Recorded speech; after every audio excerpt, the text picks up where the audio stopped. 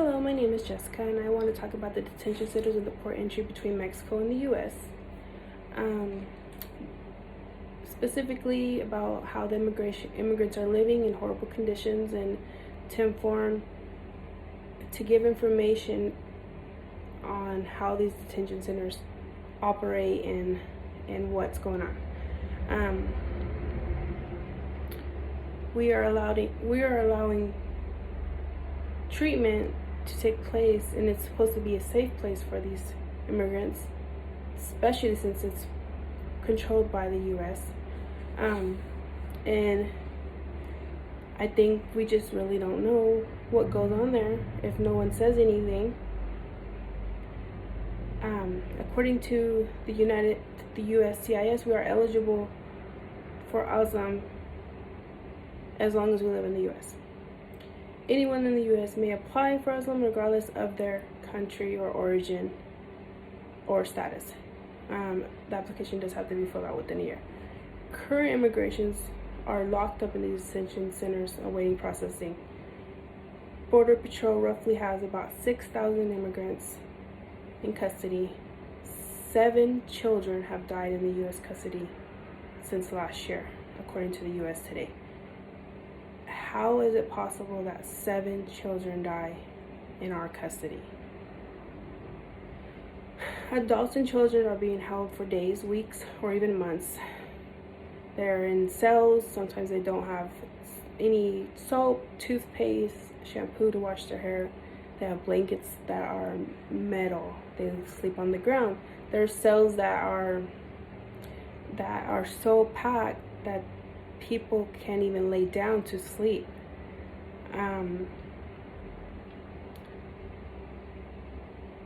The president tweeted about the facility, saying they were exaggerated, and they are beautifully run and clean.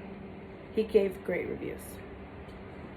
But he never has tweeted that 7 children have died in this facility.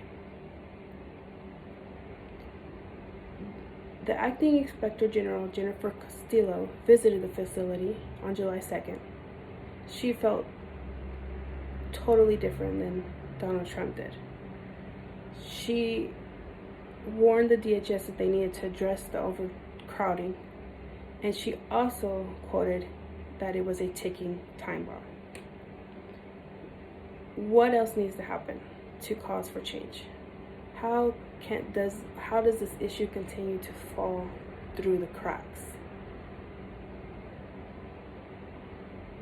The U.S. has trillions of people living here in the United States with protection from the police, murder. How do we let 7 children die in a facility protected by the U.S.? What is the difference between the U.S. and these facilities? The U.S. here, where I'm at standing now, to these facilities where there's humans in these facilities. Why would they be different than us? Why would they not be protected the same way as we are?